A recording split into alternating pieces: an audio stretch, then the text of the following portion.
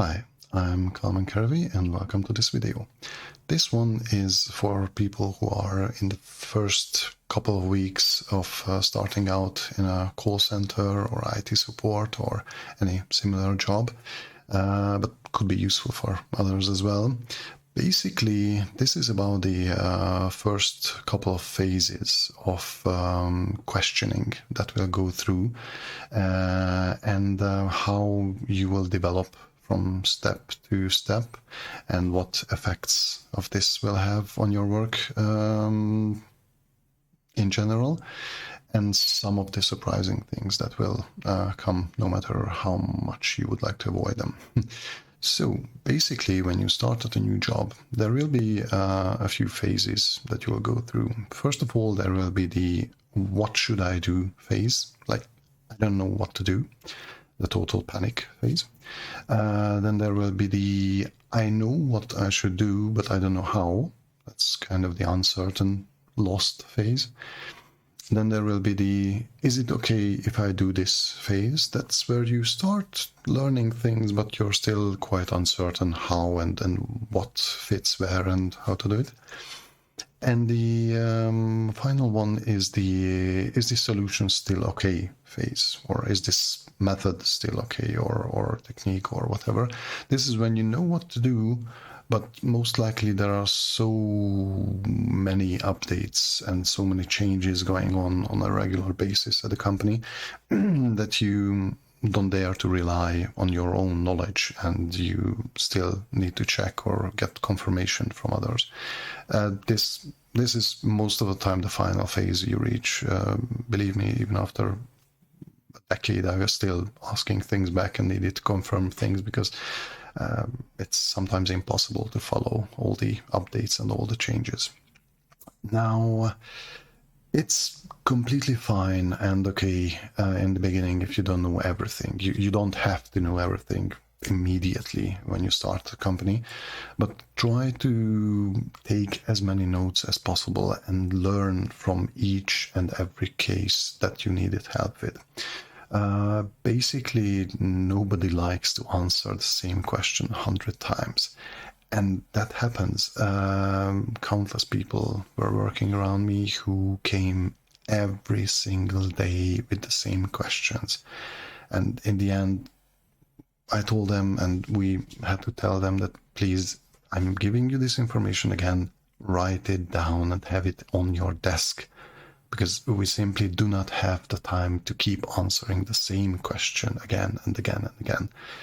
Some people got a bit kind of rude, kind of cocky about it, and just said that it would be faster if you would give me the information. And yeah, it would be faster if you would have learned your basic training and would have paid attention and actually would take your job seriously and learn it. So that was a very short argument with this person. Now, basically, the point is that your colleagues will highly appreciate if there are signs of development, from knowing nothing, moving on to knowing something, and then to the level of only asking for confirmation. That is really good. And if they see this, that it's happening with you and it's going on, they will really appreciate it and they will really like it. Now, if you still have to ask for help for every single issue after 3 months, like basically you're still in the what should I do phase after 3 months, you really need to reread your notes and maybe even rethink some of your job choices, because you might not be at the right place. If after 3 months there is not a single case that you can resolve by yourself, that's not good. Not good at all. Now, regardless of your development, regardless how good you are at the job and how quick a learner you are, after about 3 to 5 months, you might enter a mindset of I know this stuff. Now I understand it all. Now I can do this. This isn't not that complicated. It's easy. I'm cool with it and all that. Yeah, that is way too early for that. 3-5 months is a very very tiny sample time in a job environment, and that can lead you to this false conclusion that you know everything about the job. Just to give you an example, if you start working in a shop in retail in spring, in 3 to 5 months, you have not reached the time period where you have to deal with let's say a Black Friday sale. Like, you haven't gone through the experience when the flood, the deluge of people is just bursting into the shop and ripping things apart and whatever happens there. But basically, 3 to 5 months is too small a sample to give you the chance to have full knowledge of what your job can bring up against you, basically. So, at this point, at this kind of self-assured point of your life, you can expect an event which I like to refer to as the breaking down of horns. There is a case, a call, an email, an issue, whatever, out there with your name on it. Now, this specific case, this specific issue, has been circling around ever since the day you started working. And it will get you. It will get you in this very, very vulnerable point of your life, of your career. It will not just get you, it will get to you. It will test you, it will strain you, it will beat you down and quite literally break you. Nobody gets away from that one specific case without a scratch.